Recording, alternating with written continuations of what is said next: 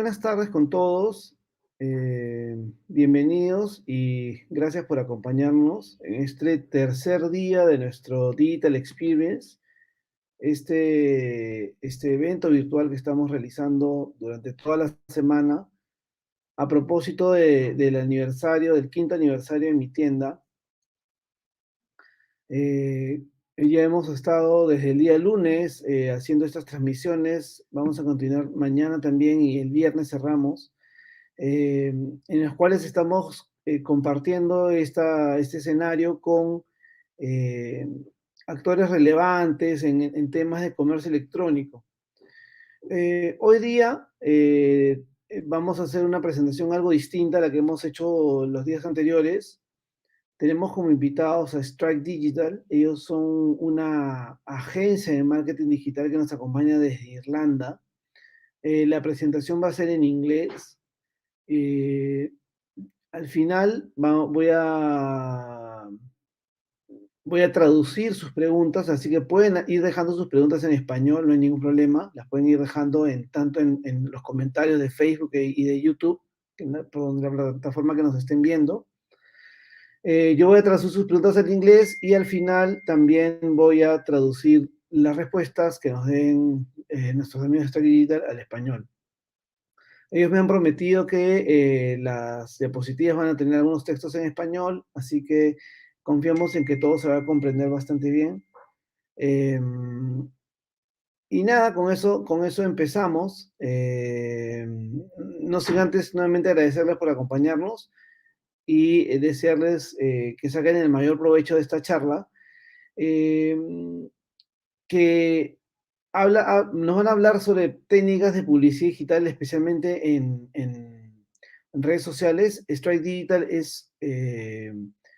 sus fundadores han sido account managers en Facebook, así que conocen de primera mano las herramientas que Facebook nos trae y por qué son tan relevantes para el comercio electrónico. Entonces, sin más preámbulos, le voy a dar el pase a nuestros amigos de Strike Digital, quienes nos van a contar de estas técnicas.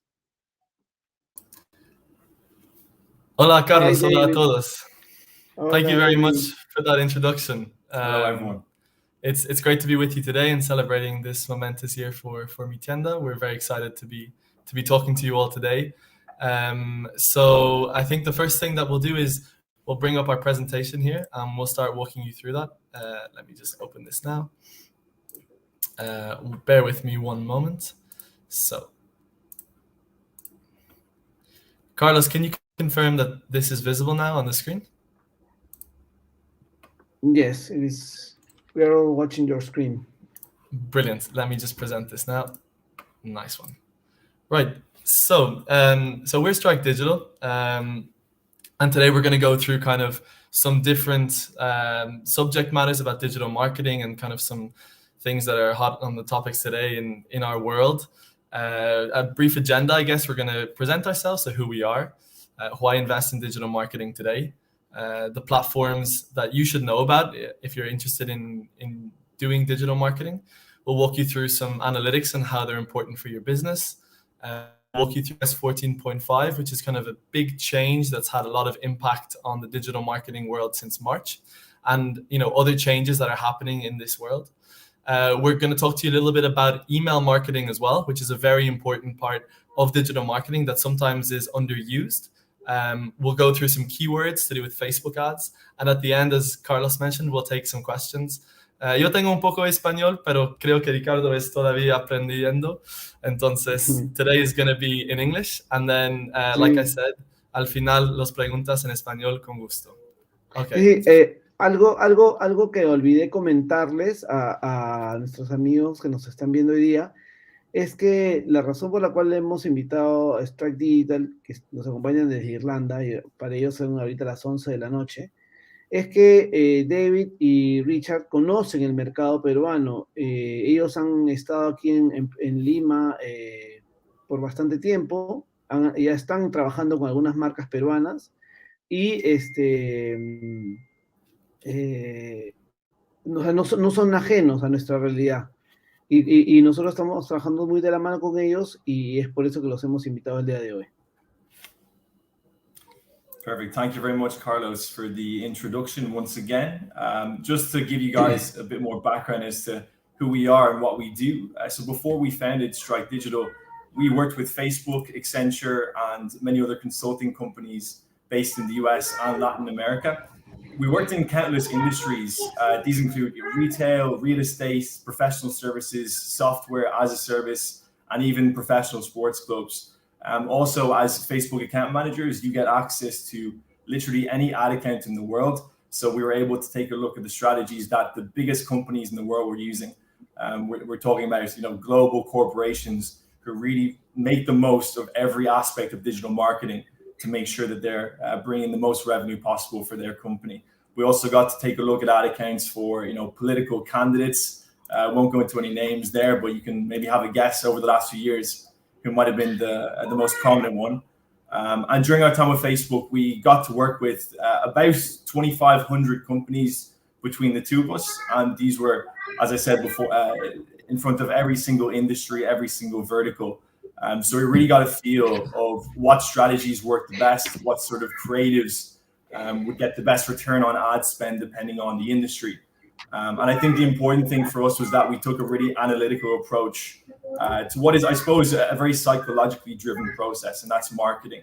The reason why we founded Strike Digital in the first place was that during our time with Facebook, we came across a lot of agencies ourselves who were coming to us for advice on how they could get the best results for their clients. And we realized that there was a huge gap in the market for a really analytically driven company that were always putting their clients' interests at heart and that really understood the platforms. And that's why we decided to found Strike Digital. Thank you, Richard. And so I guess to talk about marketing, digital marketing, and why to invest in it at this moment in time in particular. First of all, you can be pretty certain that most of your competitors are investing in some way in digital marketing. There's people who've been doing it for a long time, people who are new to the game and who are feeling out the market. If you're not investing today on digital marketing, you definitely should be. And there's a few more reasons why. So to do with like Llega, as in reach, it's one of the cheapest ways to reach as many people as possible with your messaging. I think that in Latin America, the average cost per million views or cost per 1,000 views, CPM, is in and around $4, depending on the campaign objective that you're running. But that's very cheap compared to maybe the price of billboards or television adverts, things that are more traditional marketing. Another great aspect is that you can really target your ideal audience. So whoever you want to reach, whether it be through demographics as in age, whether it be through geolocalization. Maybe you're a small e-commerce site that sells only within a certain area and you only want to reach people within that area. You can really reach people at the right time as well, thanks to this type of marketing. Return on investment, we believe as an agency that all digital marketing should be profitable for your business. And if it's not, then you should probably have a little think about what you're doing and reevaluate your strategies, because we've seen businesses grow from small shops on kind of not busy streets in small areas within countries like the UK or Ireland or in the US to literally multi-million euro revenue generating cash cows basically, because they got their imagery right online, because they made themselves seem a lot more official and bigger, and now they're pulling in roughly around, for example, €8 for every €1 spent on digital marketing. So there's huge investment, return on investment to be made within this space.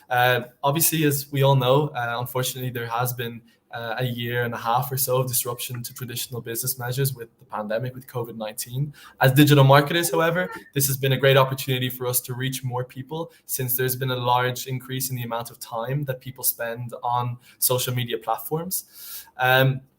Transparency, you can really see at every level where your investment is producing returns. So what I mean by this is, as opposed to placing a billboard on the side of a street and hoping that your market, will see this billboard, and you'll never really know just how many people made a purchase because of that particular billboard in that street. You never know how many people actually made a purchase after seeing your TV ad. Luckily, with responsible tracking and a smart use of analytics software is you can really pinpoint what digital marketing efforts are having the best impact on your business. You can use this to grow your market out. So whether it be into different verticals, whether it be into different geographies, this is a great way for you to seamlessly move from one market to another, just by simply, pushing a few different buttons on the platforms. Digital marketing is very versatile in that way, and reduce costs. By identifying waste within your marketing budget and reallocating that towards more efficient ways for you to actually spend that budget, you can reduce your costs. You can optimize with time, because all of these advertisement platforms work with machine learning. So the more advertising that you do and the more you feed your algorithms with data, they'll be able to more successfully identify who your potential purchasers or subscribers would be, and present those people with your ads so that you can see a better return on investment. So there's plenty of advantages there. These are some platforms that you should be familiar with. Honestly, we can kind of walk you through each one of these, but you should know most of these already. And if you don't, then it's a great opportunity for you guys to do a bit of learning in the background. We will be providing Carlos with some slides as well that kind of have more information about all these things. But just to reduce the amount of text that you're seeing, we've numbed this down a bit. Google Tag Manager is a great way of managing kind of all your tags, whether it be your tracking tools, your Facebook pixel, which Richard will talk about in a little bit later, your LinkedIn Insights tag, TikTok pixel. There's all these types of lines of code that you have to install on the back end of your website normally to kind of track how people interact with your website. And thanks to Google Tag Manager, you can reduce the amount of lines of code that you have to place there, and it allows for a much kind of seamless experience for website optimization, and there's plenty of other benefits of it as well. Obviously, I'm sure most of you are familiar with Google Ads, Facebook ads, Instagram ads, LinkedIn ads. There's plenty of platforms that are out there that are available to you as entrepreneurs, as businesses that want to reach new people in different platforms. You really have a multitude of choice. I'll talk about HubSpot a little bit in terms of it's what's known as a CRM. It's kind of the one that we go to. There are plenty of options out there. We're not sponsored by HubSpot or anything. It's just simply the type of platform that we are the most familiar with and that we have the most experience with. It's a great place to manage kind of all of your client information. So if you're a company that provides services, or if you have kind of an account book, or if you have a sales team, HubSpot is a great way to, manage all of your personal data on your clients, and it's a great way to reach people efficiently by integrating their forms within your website, and plenty of other options. Again, there's a lot of content to read about HubSpot, which I won't get too much into today. But then we'll touch on Klaviyo as well, which is our go-to email marketing platform. There's plenty of options out there, and a lot of them are very versatile. Simply, we choose Klaviyo because we're Klaviyo registered partners, and we're the most experienced on that platform. We've seen the best results I think ever in email marketing on that platform. But there are plenty of options out there, and I'm going to talk to you a little bit more about email marketing later on, and some of the benefits that you can expect from email marketing, and why it's so important today, especially with these changes that have been happening in the digital marketing world. If I could actually add something on that last slide, David, I think it's really important for you guys to be aware that when you decide to make the jump and enter the marketing universe, it's really important that you don't rely too much on one platform, because as we're going to touch on in a few minutes time, for example, the changes that we've seen with iOS on Facebook in the last few months, and if you depend on one platform, then you are really going to be negatively affected whenever there are changes. Like, for example, when we decided to become an agency, we heavily relied on the fact that we are Facebook marketing experts. But as we quickly realized, there's so much more to digital marketing than just Facebook ads or Google ads. As you can see here, there's so many more platforms that you can get familiar with. So it's important to be open-minded and never say no to trying a new platform and trying new methods. Thank you for that, Richard. That was definitely a great addition. To move forward to just, analytics then, as a new point of discussion. There's kind of three things that I want to talk about with analytics with you guys today. the most important one is just how important data is in today's world. We all hear about it. Data is the new gold or the new oil or whatever you want to talk about. For your company, though, if you're not using your data today in the smartest ways, you're really missing opportunities to increase your return on investment thanks to digital marketing. As I mentioned before, a lot of the algorithms that are used to place your ads in front of people are machine learning based, and so those algorithms will learn with the more data they receive. So the most important thing when you get going with analytics is the configuration of your analytics to make sure that you're feeding these machine learning algorithms the best possible information to help them place the ads in front of the right people. So as I mentioned, personally, we use Google Analytics as our main analytics tool. There's plenty of options out there as well. I know that you probably have your Mi Tienda in analytics dashboard as well that you rely on. This is a nice way using Google Analytics because they allow the integration with Google Ads and other ones of Google's products. That's kind of our go-to. But you can create things such as views within Google Analytics to exclude, I guess, unwanted URL queries. So, for example, if you're running a Facebook ad and someone clicks on your ad, when they're brought onto your website, there'll be a whole kind of additional, bunch of text known as a URL query. You've probably seen it before if you ever looked at your URL bar. After clicking on an ad, you have all these like numbers and digits and lines. And the problem is that when you don't exclude Google Analytics, when you don't tell Google Analytics to exclude those queries, you'll actually not really have a real impression of how your website's being used. It might say that only 1,000 people have been on your homepage, even though Facebook says that 2,000 people have been there. So setting up those views from the get-go is really important to help you make decisions, which brings me on to my next point. So, using analytics to make decisions is definitely a huge opportunity for us in the digital world.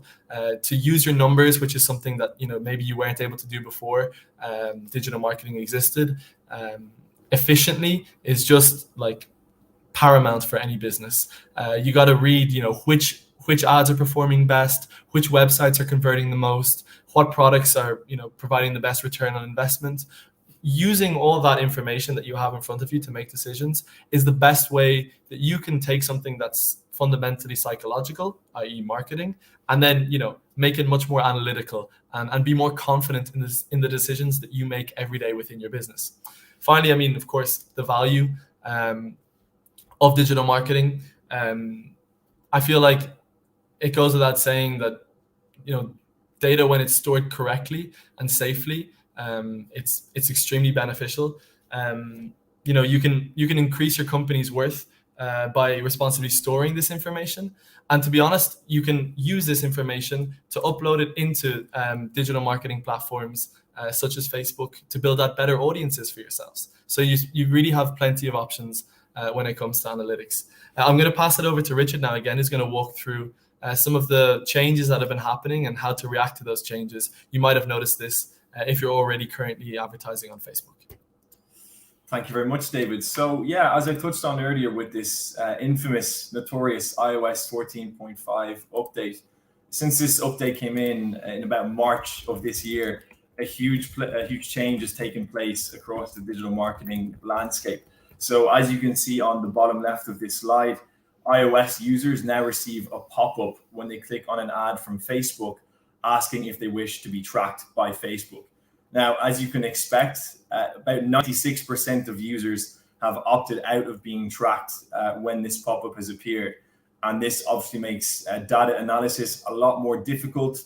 And it also means that advertising itself becomes a lot less accurate. All of a sudden, Facebook doesn't have this overwhelming amount of data at its disposal. It can't tell exactly who the best person to target is. It can't tell what sort of devices it should be targeting across. All of a sudden, in English we say a spanner has been thrown into the works. So it's made our jobs a lot more difficult over the last few months. But the important thing to know here is that there are things that you can do to get around these changes. Is it going to be perfect? No, but it's important to do your absolute best to make sure that you're covering yourself across every other front that isn't affected by this iOS update. So as I say, first things first, keep calm. That's the most important thing. I think one of the things to note here is that Facebook are definitely working in the back end. We have contacts who are still in the company, and they've told us that there are, some projects going on to try and, fight back against this update and make sure that companies across the world aren't being too badly affected in the way that they are now. So in terms of what you can do yourself, I think one of the things that we've seen across the last few months is that it's really important to focus now on your creatives. So before, people could rely on, the powerful algorithm of Facebook and not really focus too much on creatives and still get results. Now, unfortunately, that's no longer the case. You really have to make sure that you're putting in, optimal creatives. Are you using videos? Are you using carousels? Are you creating engaging, value-driving content? And if you're not doing so, then you need to reevaluate your strategy, which is my final point here. Now, in terms of focusing on the platforms themselves, another thing that we've noticed across the last few months is that, like I said before, it's important to not, again, in English saying, not put all your eggs in one basket, which is relying entirely on Facebook. What we've actually done in the last few months is go back to the basics with methods such as email marketing. What we've seen with that is that it's actually bringing in more revenue for our companies and for our clients every day than Facebook itself currently is during this sort of downtime. So that's what we're trying to do at the moment to get around it. We're trying to, reevaluate our strategies, focus on other methods that can help us just to get through this period. And we're confident that over the next few months, Facebook will start to announce changes that will allow companies to get back towards the results that they would have been achieving before this iOS update came in. Yeah, thanks for that, Richard. And then, the first point here, keep calm. This is the most important thing to remember. There will be changes in digital marketing forever. That's the whole nature of the beast. It's constantly evolving. So you have to realize that everyone's going through this at the same time. If your numbers have dropped since March, everyone's numbers have dropped since March. Calm, rethink your strategy, as Richard said, and be ready for the next change. Next year, there'll be new changes. And you just have to always stay ready, I guess, to deal with these changes and be proactive instead of reactive. So speaking about being proactive, email marketing is definitely one of the best ways you can do that, because that's something that at this moment in time, there's no talk of it changing in any way whatsoever. I'm going to talk to you a little bit today about campaigns, email marketing campaigns, automated flows, and then audiences too. So when it comes to campaigns, the definition, I guess, of an email campaign would be when you have an entire list that you've chosen, you want to send this entire list one specific message. You will just, create that message, whether it be in a template builder or whether it be just a written out email. And then, you'll send this campaign to everyone.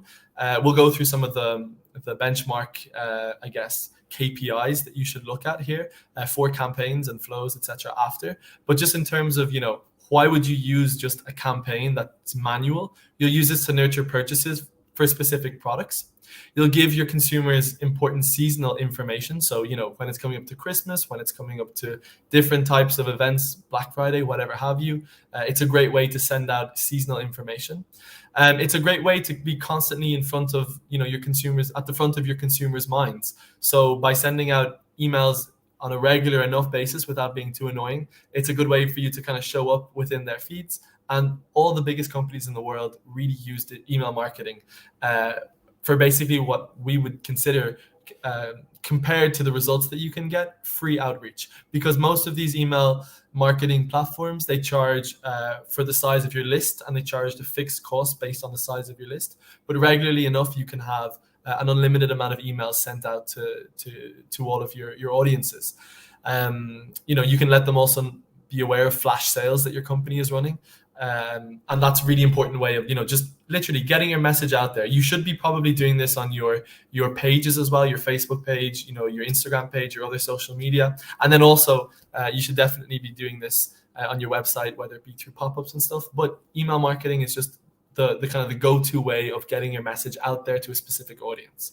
But then with these smart, dashboards and these smart email marketing tools, you have such things, which I'm sure most of you are aware of, called automated flows. And so an automated flow is basically when someone signs up to an email list, you have a kind of a set of automations that will bring the consumer from the moment they sign up through a kind of entire process for different reasons. So for example, you can set up flows that we would call a welcome flow, for example, which is once someone signs up to your email list, they are instantly pinged an email welcoming them to the list, letting them know kind of about I guess who you are as a company, thanking them for joining up. And then of course, one of the big things that email marketing is used for is to communicate discount codes to users. You can have abandoned cart automated flows. You've probably all received emails already from automated flows, abandoned carts. So for example, when you've added a cart, added a product to your cart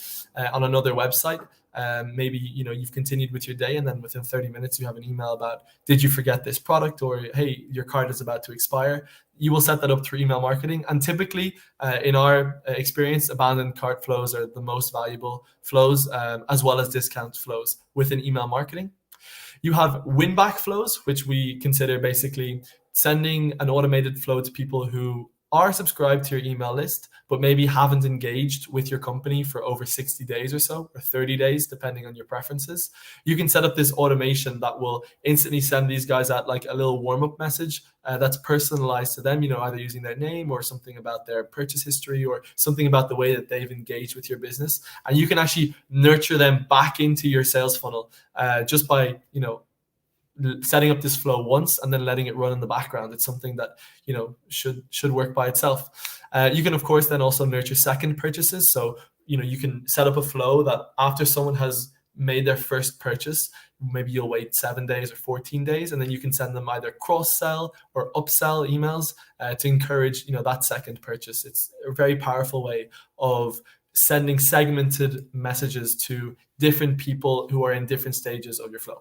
And then finally, I'll talk on this kind of quickly enough because this is, I guess, a Klaviyo benefit that maybe you don't all use Klaviyo, but they do allow audience integration with Facebook. So, if you've created a list of your entire email marketing contacts, you can, through a few clicks of a button, link this into Facebook, and then suddenly use your email marketing audiences for your digital marketing campaigns. You can create, lookalike audiences of high engagers. If you're not sure what a lookalike audience is, we'll be talking about that just in a little bit, so bear with us. And again, you can send a very uniform message across the entire identity of your brand by integrating your audiences. Since, for example, you can be sure to send the same message to a particular segment of your of your funnel, both on email and then also on Facebook. So like that, you'll keep that uniform feel, which is definitely very important. I invite you, if you wouldn't mind, if you're interested, to take a screenshot of this, which is our kind of flow benchmark. So I spoke about this as flows and campaigns. Email marketing flow benchmarks are important to, I guess, be aware of, so you can kind of have an idea of how well you're doing. Again, these numbers speak for themselves, so I'll just let you one more second to grab that. These slides will be available through Carlos afterwards as well, so we can talk about sharing them with you if you're interested.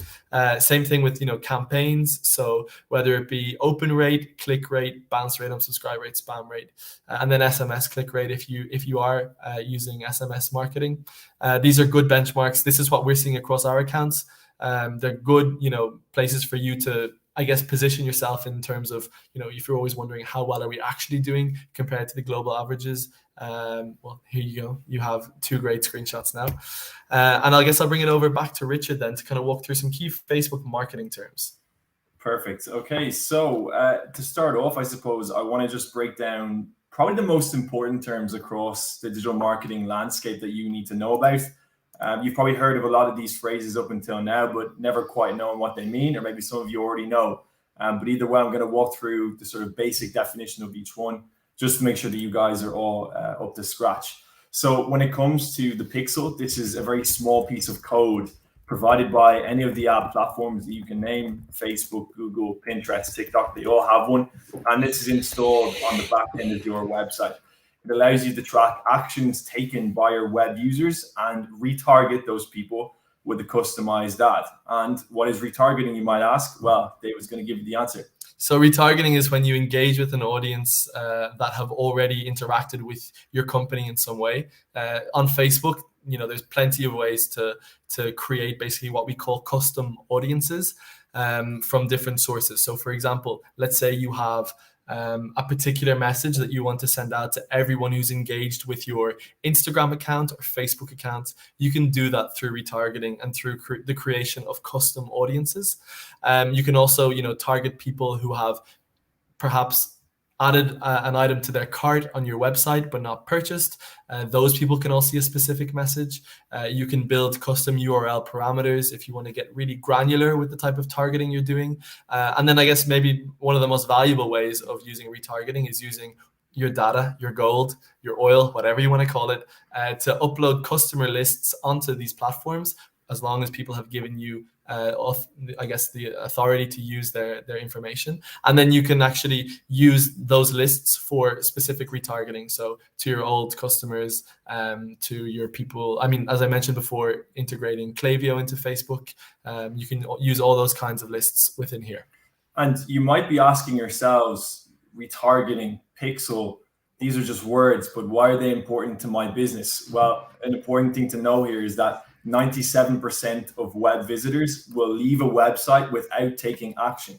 So if you think of all the traffic that's coming onto your website day after day, nearly all of them are leaving without actually buying something from you or signing up for your services or signing up for a call, depending on whatever your vertical might be. So if you don't have the means to retarget those people, i.e. have the pixel installed on your website and know how to use it to show ads to those people who have already engage with your business, you're actually losing out on a huge portion of revenue. Because I think one of the most vital parts of this to know is that retargeting campaigns actually give you the best return on your ad spend compared to acquisition, because you're dealing with people who are already familiar with you as a business. But then moving on to click-through rate. So from all the times that your ad was seen, how many times was it clicked? So this is called the click-through rate, and it tells us whether our ads are relevant to our audience, or if potential changes to the campaign need to be made. Maybe you might need to touch up on some of the ad copy itself. Maybe the text doesn't appeal to people to the point where they want to click on, or maybe it's the actual image or the video itself. Maybe that's what's not getting through to your user base. So that's called the click-through rate, and it's a really good indicator, especially in these uncertain times with iOS, as to how strong your ad might or might not be performing. A/B testing is a great way of figuring out, exactly what are the aspects of either your text, your images, your audiences are working the best. So what I mean by an A/B test is where you set up on Facebook a campaign and you choose two different ads, for example, with one specific difference in each ad, and you'll run those ads on a fixed budget, and Facebook will give you information back on which ad is the most performing for you. We've all been there where we think we have a great ad and we think that we have the answer and the right answer, and we'll get very passionate, I guess, about this particular image and this feel. You'll think this is my brand, but then when you run the ad and you have no purchases, you're thinking, what the hell happened? It's always so important to test everything you do in digital marketing, and using the A/B testing function is definitely very beneficial to you. Perfect. So CTA, this stands for call to action. So this is a prompt on your website, on an app, on an ad that you might run, which is used to encourage users along a company's preferred journey towards conversion. So a few examples of these might be buy now, sign up, learn more, get directions. All of these are very important psychological elements of digital marketing, because you need to tell users exactly what you want them to do. And if you don't, and if this call to action isn't clearly displayed on your website, again, you're going to lose people and your conversion rate is going to drop. So it's important to make these call to actions, clear, concise. Obviously, don't go over the top and don't display too many across your website, because you want it to still look professional at the same time. But just make sure that there are opportunities when the user wants to be able to click on, sign up, purchase, or whatever it is that you would like to do. Lookalike audiences, this is a little bit technical for some of you. Maybe you know it already. Maybe you have no idea what a lookalike audience is. We spoke about earlier creating what are called custom audiences, which are lists of people who've already engaged with your business in a particular way. And what a lookalike audience is basically when you take that list, and we call it the source of information, and you ask Facebook or I mean, there's plenty of other platforms that offer this, but you ask the platform to analyze the entire list that you've provided. So let's say it's a list of all your previous purchasers. You say, hey, Facebook, take a look at this entire list of purchasers, and can you identify common trends within them, please? And find new people that look like my purchasers, but that aren't them. So you're basically using the absolute most of Facebook algorithm targeting by using lookalike audiences, because this is the way that you can really, reach people who are most similar to your purchasers. You can either exclude people who are most similar to those that don't take action. There's plenty of options for you to, I guess, use lookalike audiences. And if there's any questions, please feel free to ask us at the end, and we can break this down on as granular level as needs be. So please, do not be afraid. I guess, working with us as a company, if you're interested in learning more about what we do, or if you're interested in any of our services, we do offer a free consultation working with Mi Tienda. You can either contact them for our contact information, or us directly through mitienda@strikedigital.ie, whether it be just to look through kind of campaign management or pixel installations or issues that you're having. We're really happy to work with as many people as possible and help them have the best digital marketing experience. We really believe that digital marketing, it should be profitable for every company. We are profitable across all the accounts that we manage, and we'd like to share the same results with you. So, and just maybe to finish up on as well, the important thing about what we provide is that we try to free up time for our clients so that they're not spending all the time that they have trying to get their heads around iOS changes, Google Ads, Pinterest, Klaviyo. We've thrown a lot of information at you today, and it's obviously not very easy to retain all of this and be able to become an expert in every single platform. So that's what we do. We allow you guys to free up your own time and focus on running your business in the best way that you see fit and doing the things that you're best at. Thank you, Richard. So, Carlos, gracias, and thank you to everyone for listening to us. No sé si algunos tienen preguntas que quieren contactar. Sí, I can think of a lot of questions right now. A las personas que nos están viendo, como dije al principio, esta presentación es un poco distinta a las demás. La hemos hecho en inglés para poder conversar con nuestros amigos desde Irlanda, pero pueden hacer sus preguntas, las pueden dejar en los comentarios en español. Yo las voy a responder yo las voy a traducir al inglés y también traduciré las respuestas al español. Como decía, yo tengo muchas preguntas que hacerles. Yo tengo bastante experiencia, bastante años trabajando en marketing digital también, y es una área en la que nunca se deja de aprender, y siempre a mí personalmente siempre me han surgido muchísimas dudas, ¿no? David y Richard han comentado, por ejemplo, algo que me llamó muchísimo la atención, es un comentario que decían de que por cada dólar invertido están recuperando $8, ¿no? Eso quiere decir que por cada dólar que están metiendo en publicidad, en promedio estas empresas están obteniendo $8 de ganancia. Creo que la pregunta que se hacen todos de cajón es ¿cuánto invertir? ¿Cuánto es un presupuesto adecuado para lo que es publicidad? Así que les voy a hacer esa pregunta a David y a Richard. So, Yeah. David, Richard, do you follow my question?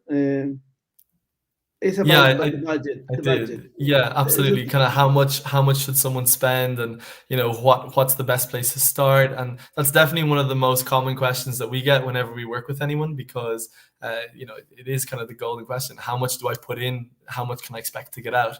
The answer to this isn't as simple as I'm sure you can imagine, because it really depends on your objective. Sorry, I'm not sure if you're talking, Carlos. No, go ahead. Oh, sorry. Yep.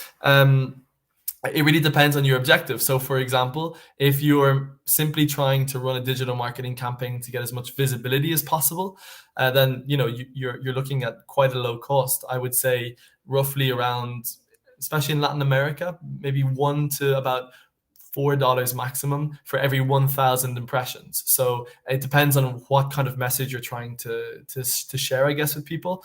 But if you imagine you want to educate an entire town and you know that there are 50,000 people in that town, and that it costs you, $4 per 1,000 people, then you'll have a pretty simple way of figuring out how much you need to invest so that everyone sees your ad. However, when you try and get a little bit more technical then and you want to get conversions and signups, the answer to how much should you invest will vary depending on where you are in your digital marketing adventure, whether it's day one or whether you've been doing this for years.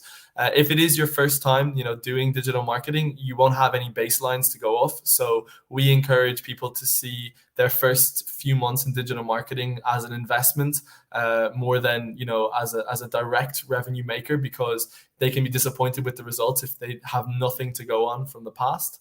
I would say that a good place to start if you're running conversions campaigns to get sales would be anywhere from, I guess, $10 to $50 a day on conversions. That would be a good starting point. If you're looking for traffic, I would say kind of from $5 to $20 a day, just sending people to your website without asking for any specific optimizations. But it really is very specific, and I guess a good bit of insight I could give you is we touched on retargeting, and so reaching people who've already engaged with your business. Our kind of go-to ratio for retargeting budget, we spend about 70% of budget on the top of funnel and the middle of funnel, and then as we move down towards people who've already engaged with our company and are close to making a purchase, that number will be a lot smaller than the large amounts of people that have never heard of us before. So we'll only attribute about 30 or 20% of our budget to retargeting. So if you're looking at your digital marketing and you're spending 50% on acquisition and 50% on retargeting, I would recommend evaluating that a little bit. Yeah, and I think one of the biggest mistakes that we saw mainly during our time with Facebook is that companies would invest, or not just companies, but people who maybe own their own business and they're trying to get into the Facebook ads game. And they would start off with very low budgets, and then they would get surprised when it didn't work straight away, or they would get frustrated and they'd stop advertising altogether. It's really important to understand that when David used the word investment, it really is an investment. It's not something that you're going to see the direct return on the following day. It does take a few months to build up the data for the pixel to warm up, and also for you to figure out what kind of creatives and what kind of assets and what audiences are going to work the best for you. So if you are very new to not just Facebook ads, but digital marketing and advertising in general, it's really important to understand, do not get disheartened if you do not see the results straight away.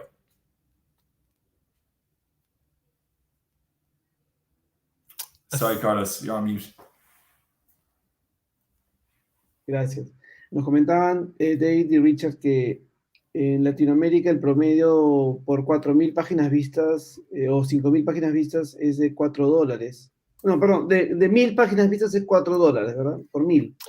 I would say 1.000 publicidades vistas. Sí, 1.000 impresiones, yeah. 1.000 impresiones por $4, perdón, sí. Yeah. Depende del objetivo también, pero es una globalidad ya. Sí, mi video está un poco lento, pero creo que sí se me escucha. Así que si me ven hablando como un robot, es mi conexión. No está funcionando, y así sí. Te comprendo perfectamente. Sí, también nos decían de que empiecen considerando la inversión inicial justamente como eso, como una inversión, porque a veces toma tiempo en estas campañas en madurar, ¿no? En aprender. También, como nos habían comentado, hay detrás de estas plataformas hay algunos mecanismos de inteligencia artificial que van aprendiendo y van haciendo ajustes sobre las plataformas, así que no esperen resultados inmediatos, y también que distribuyan su inversión publicitaria en lo que es la parte superior del embudo, ¿no? Y otro destinen otra proporción para lo que es el remarketing. Una de las preguntas que yo también siempre me he hecho es, hay muchos anuncios que tienen un alto click-through rate, sin embargo tienen pocas impresiones. Así que les voy a preguntar a David o Richard cómo evaluar ese tipo de resultados, ¿no? So David, Richard, I have seen in my experience some campaigns that for some creatives they'll have a very good click-through rate, but very low impressions, very little impressions. So the little impressions that get through and get displayed get a lot of clicks. However, there are very little impressions. So how do you evaluate this creative versus other ones that have a lot of impressions but a most moderate click-through rate? Absolutely. If I could just ask a qualifying question to you, are you talking about CPC, so such as like Google Ads, or are you talking about like a digital marketing platform like Facebook, a social media platform like Facebook? I think I have experienced that in both, but maybe both. most in CPC. You're right. Yeah. Yeah. There is a I- difference. I understand there is a difference because in CPC Yeah. the ad only shows to the people that are searching for the keyword. So it is to expect that maybe there are a little impressions.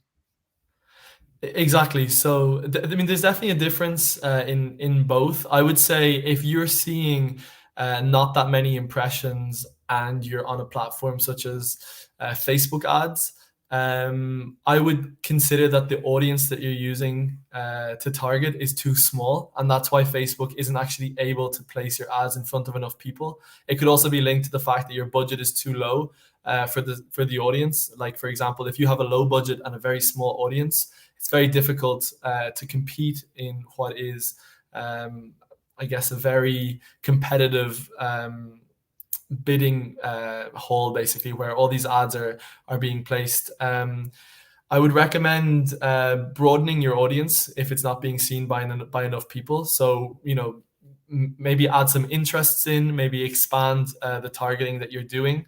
I mean, when it comes to CPC, if you're having this issue, I would increase the amount of keywords you're advertising for. Maybe Richard, you can add a few suggestions as well. Yeah, I feel like David's probably covered the main ones in terms of broadening the audience. Another thing that we've seen has worked sometimes is that if you have multiple ads in the same ad set and it's that one ad that you're speaking about that has a high click-through rate but very little impressions, what you can do actually is turn off some of the ads that are competing alongside it, if you will, for that budget that you've put in. And by doing that, you're freeing up more budget to be put into the ad that you want to be shown to the most people. But I'd say that and broadening the audience would be the main two methods to get around this problem. Perfecto. Sí, nos recomendaban David y Richard que en esos casos tratemos de ampliar la audiencia o apagar los anuncios que tengan un click-through rate bajo, de modo de que los anuncios que tienen mejor resultados tengan más impresiones. Y eso me lleva a mi siguiente pregunta, que algo que yo he visto mucho es que los anunciantes suelen enfocarse mucho en los mismos mercados. Es decir, acá en Lima, por ejemplo, que estamos en Perú, en general, que estamos tan centralizados, la mayoría de anunciantes están anunciando solamente en Lima o inclusive en los distritos de mayor poder adquisitivo, ¿no? En Miraflores, en San Isidro, San Borja, La Molina, y están dejando de anunciar en otras zonas periféricas. Eso conlleva también a que la subasta es más costosa, porque hay muchos anunciantes anunciando en la misma zona geográfica. So, David, Richard, in those cases where there are a lot of advertisers competing for the same audience in geographic terms, let's say most of the people are trying to reach people in Miraflores or in San Isidro, and they are forgetting about the other districts and other areas. And as I was saying, the bid will be go higher in those areas, because a lot of area advertisers are doing trying to reach the same people. So what it will be a good strategy to try different areas where the bid will be lower, and maybe take the most advantage of our budget. Absolutely. I mean, I would say that if you're targeting an area such as Miraflores or San Isidro that are pretty small but like full of people, I would recommend being pretty broad with the type of targeting. You know, maybe if you're selling, you know, women's fashion in the area, I would limit the targeting to women so that you can really bring down the size of you know the audience that you could be showing your ads to. But the way these algorithms work is the more engaging your content is, and the more that people engage with your content, the more it will actually help your ads be shown. So that the bidding system for ads, it's not just about who spends the most. Facebook also wants to make sure that people have the best experience on their platforms. So you know, the quality of your ad and the fact that it's something that has a lot of engagement on it will help you in the bidding market. Typically what we would recommend, for example, is starting off by using a post on your page and promoting that post for engagement until you have a certain amount of likes and comments, and then actually using that same post then in a conversions campaign to compete with other people because you already have a lot of engagement on it. That would be kind of one of our go-to strategies. I'm not sure if you can suggest maybe one or two. Yeah, I couldn't have said it better myself. I think that's the beauty of digital marketing, in that it allows these small companies to go up against the so-called big boys of the world. It's not like when you're competing for TV ad space or billboard space where it's, you know, the person that pays the most will always get shown.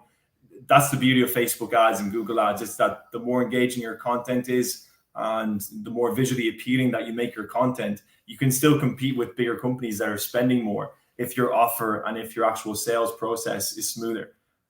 So yeah, I think that you're just making your content as engaging as possible. That's the best strategy for it. Sí, nos comentaban David y Richard que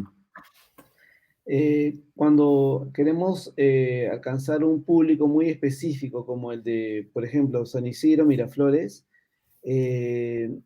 no tratemos de no usar más filtros en la creación de nuestro público y hacerlo más amplio, de modo de que no estemos compitiendo con otros anunciantes por un público muy específico, ¿no? Si vamos a anunciar moda,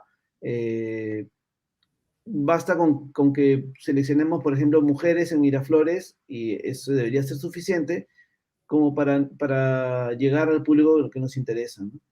Y también Richard también hablaba mucho de la calidad del creativo, de la calidad del anuncio, tratando de que el público se lleve la mejor experiencia posible en las redes sociales, porque estas plataformas como Facebook y Google van a premiar a los mejores a las mejores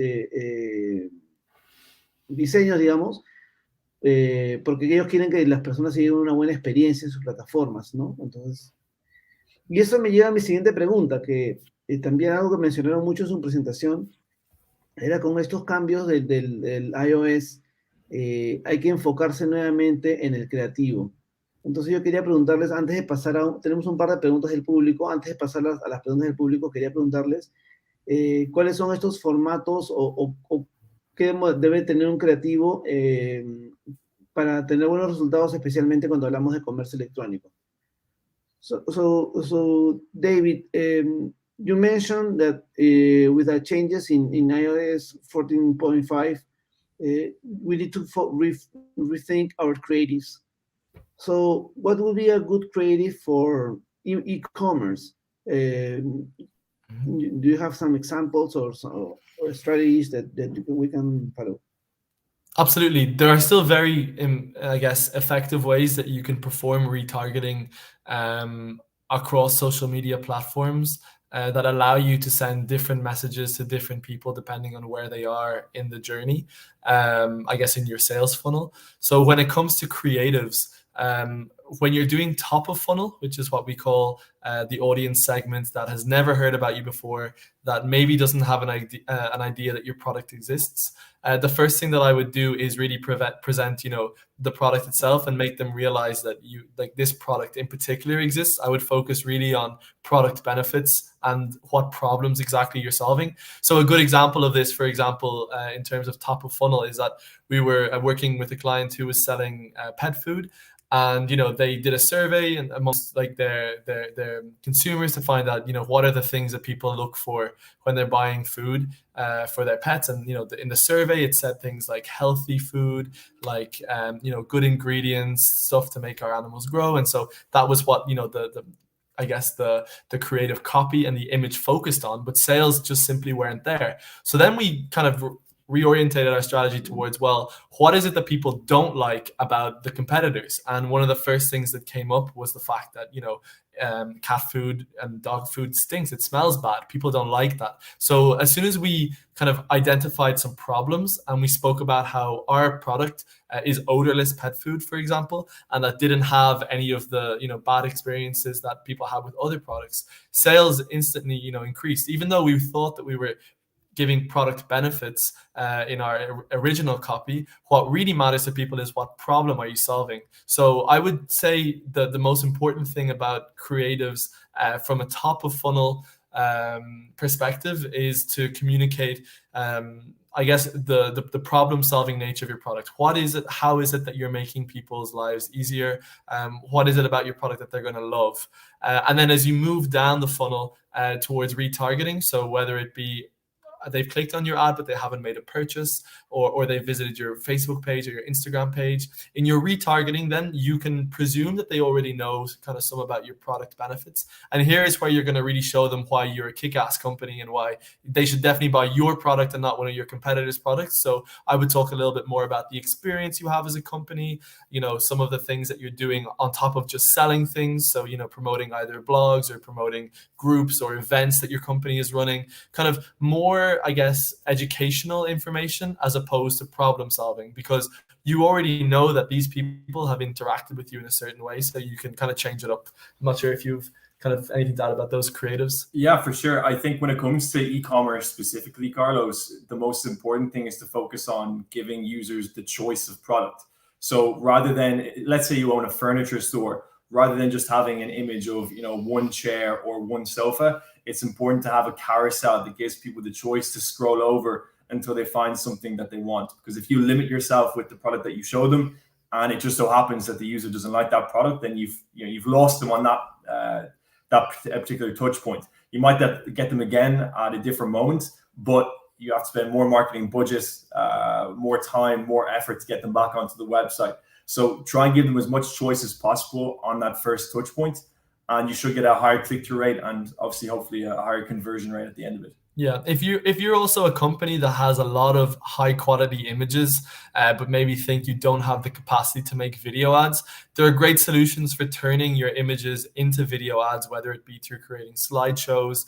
There's plenty of quick ways to do so. And in our experience, video ads definitely have a higher engagement, so long as you cut straight to the point within the first 3-4 seconds, because the most important thing to people is their time. It's how they spend their days, it's what they do with their time. So you have to make sure that you make it worth someone's while to spend time looking at your ads. And in those first 3 to 4 seconds, that's where the decision is made to either watch your ad or to skip and move on to something else. So I would say creating video content is important, but then also getting straight to the point is also important, because even something like having your logo appear at the beginning of the video for 3 seconds, that might be enough for someone to just click away because they don't care about your logo. They just think, oh, this is an ad and I'm gone.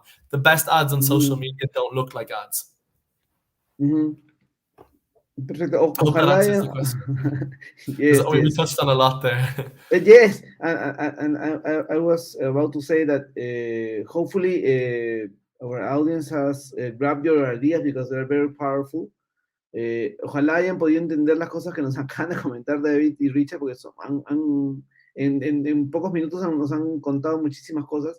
David nos contaba de que hay que enfocarse muchísimo en el mensaje correcto, ¿no? Porque nos contaba el ejemplo de una marca de comida para gatos que descubrieron, después de unas campañas que hicieron, que el beneficio principal era el que esta comida no tenía olor. Entonces, cambiaron sus anuncios para comunicar este beneficio y ahí fue cuando vieron muchas más ventas, ¿no?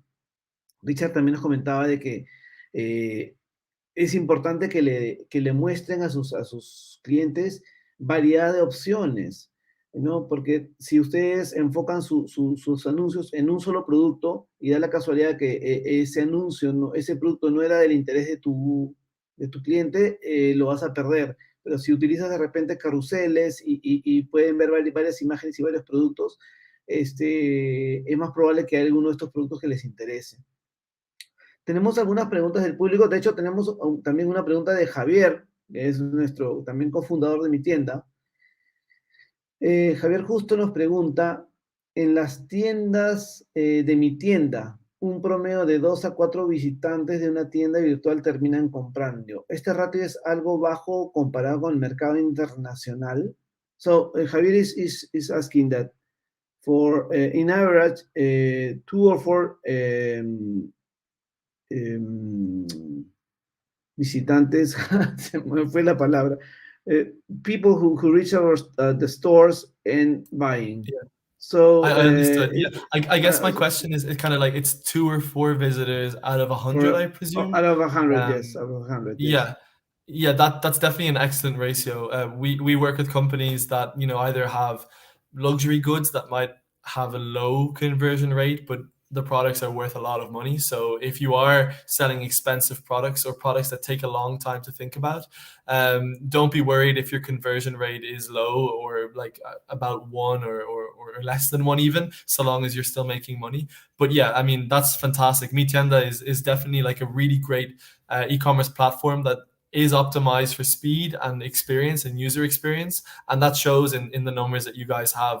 I mean, it's really excellent to have to be above the level of the international market. The average ratio is definitely kind of like between 2.5% for conversion. So the fact that you're at 3 or just above 3 is definitely an incredible average, and that stands to the hard work that your teams provide and the great service that you have.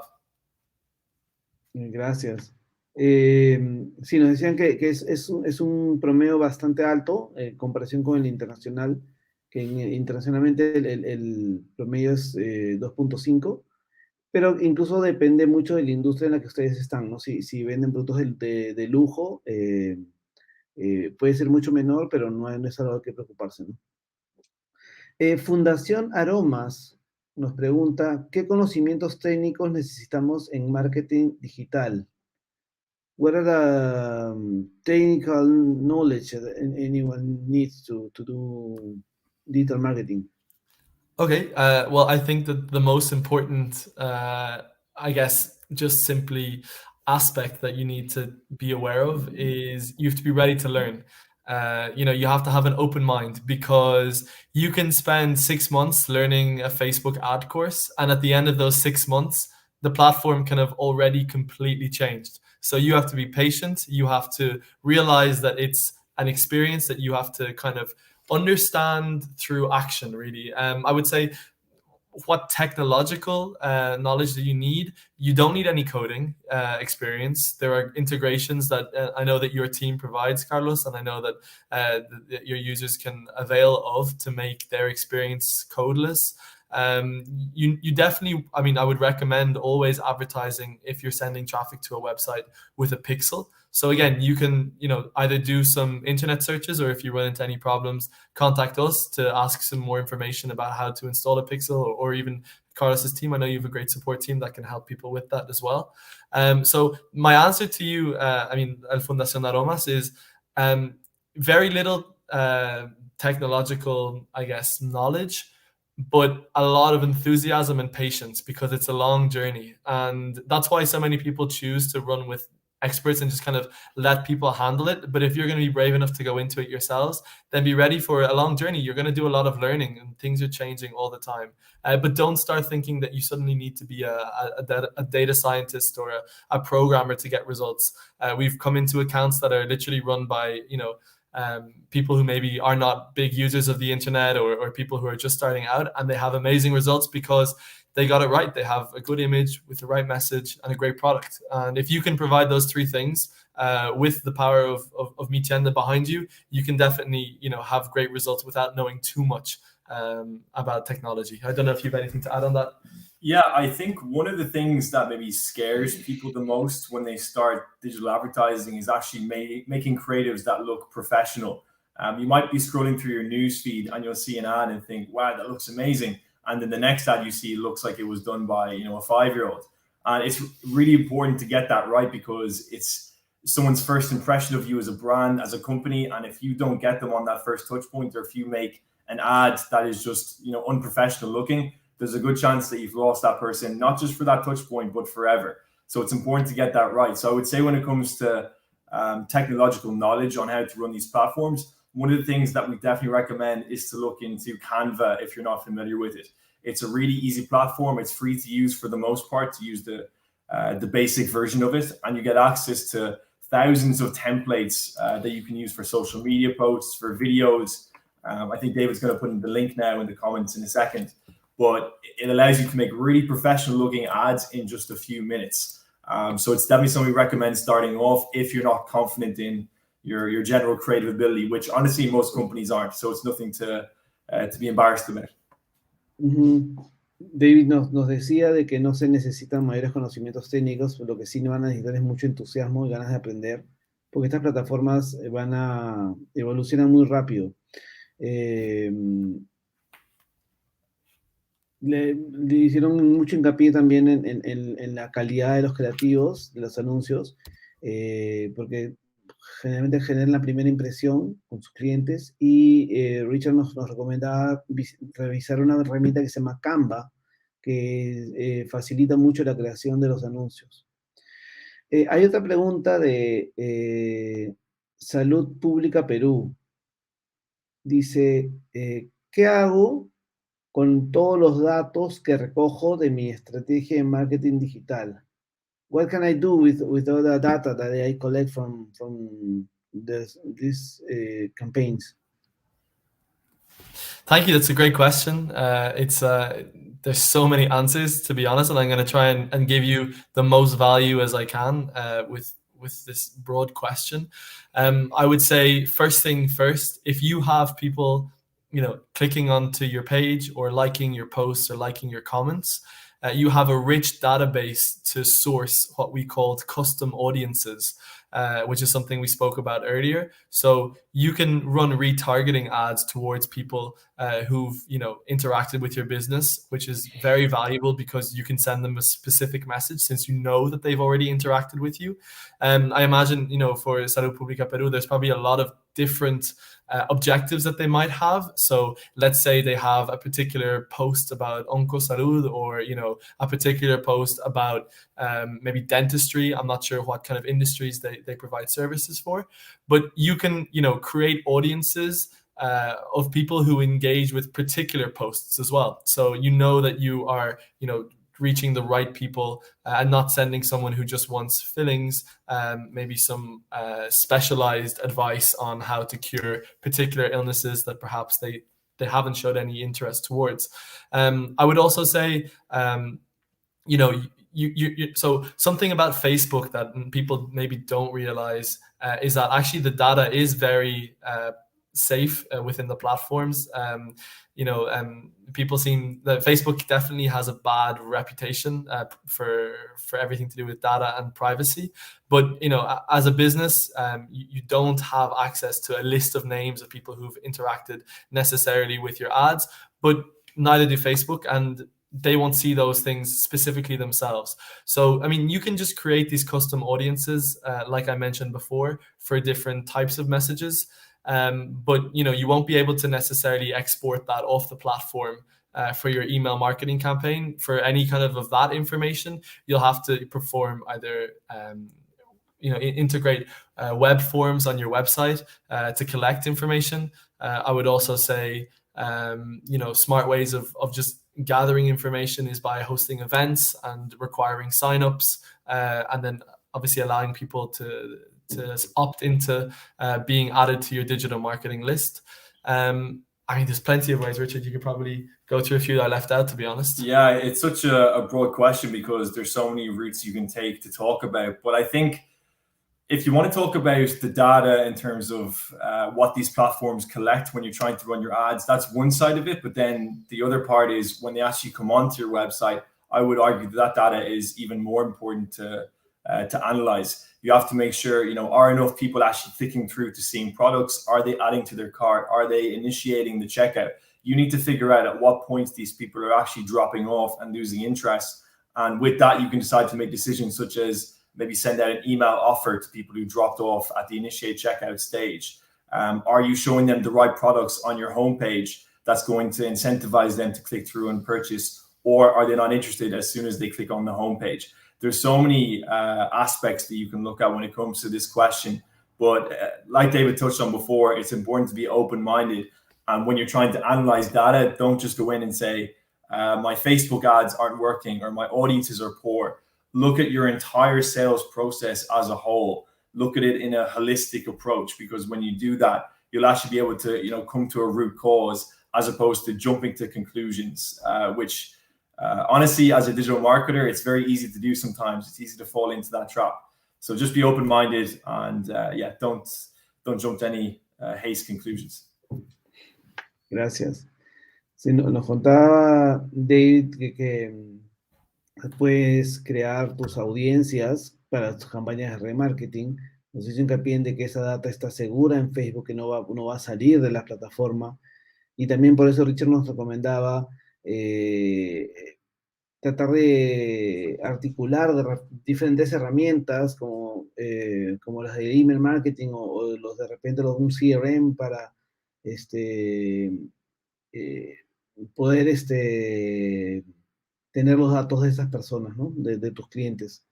Hay una última pregunta de Víctor, él ha escrito en inglés. Do you have some advices or pages to find good keywords for our ads? This is the last question. Hi, Victor. Thanks a lot for your question. There's plenty of tools out there. We've experimented with loads of different ones, kind of keyword planners. A quick Google search will definitely kind of show you the market leaders for those.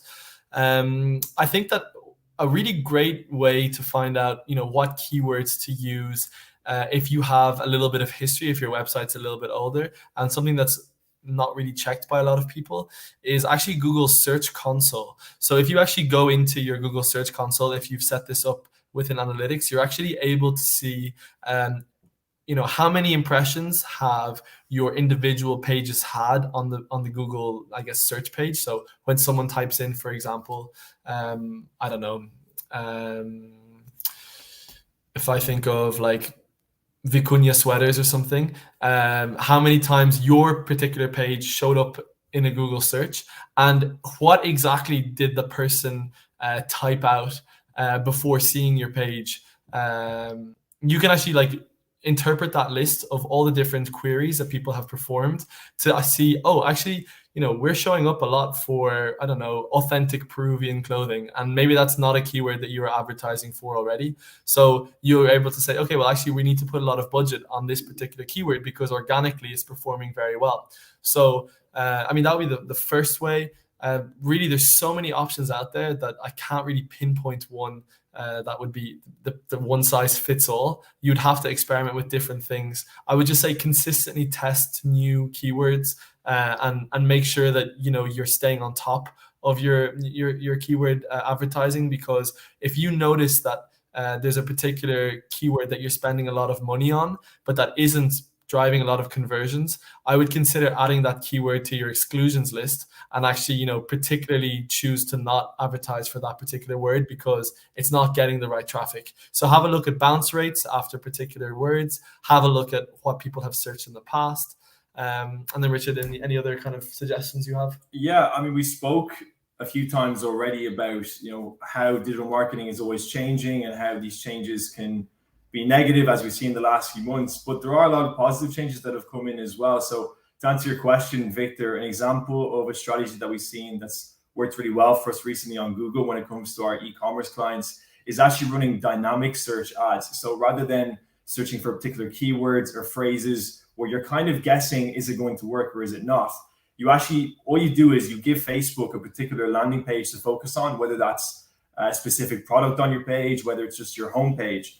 And then Google will analyze all of the data that it has at its disposal in terms of the people that have already landed on that page previously, and use that to target people that are searching for similar products. So it means that you don't have to do any keyword research. You don't need to know exactly what words people are searching for. You just put that into the algorithm for Google and you let Google do the rest. We've actually seen some of the best results when it comes to return on ad spend from that strategy. So if you're getting confused about what keywords to run, I would almost say don't even look at the keyword planners and search consoles.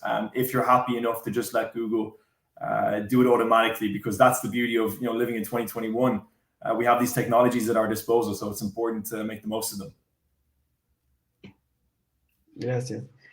That was our last question. I would like to thank you very, very much for joining us today, giving this lecture to all our audience. It's been a pleasure. Especially because I know how late it is in Ireland. So actually, yeah, you're probably, if you're thinking that you're confused about the light we have back here, we're actually currently in Los Angeles at the moment. So we're even earlier than you guys. I think you were in Ireland. Yeah, no, we're launching some campaigns for a client out here on the West Coast, so it's still only 4 p.m. We're not that brave. Okay.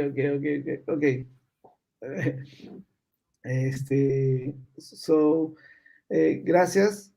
Gracias a todas las personas que nos han acompañado el día de hoy. Nuevamente como les comentaba, esto es parte de nuestra celebración del 5º aniversario de mi tienda. Agradezco muchísimo a Stack Digital por la compañía, por habernos ilustrado tanto el día de hoy. Nos quedan todavía 2 fechas más del Digital Experience. Vamos a estar mañana conversando sobre marketing con influencers, con 2 de nuestras tiendas que utilizan esta estrategia. Y el día viernes vamos a estar conversando con 4 o 5 de nuestras tiendas más exitosas para que nos cuenten cómo han evolucionado durante la pandemia. Así que los dejo y también no me olvidaba que mañana también tenemos, o el viernes tenemos también fin de fiesta con DJ Shushupe. Entonces nos estamos viendo también el día de mañana y el viernes. Gracias. Thanks to everyone. Gracias. Thanks, Buenas Gracias. tardes a todos. Bye bye.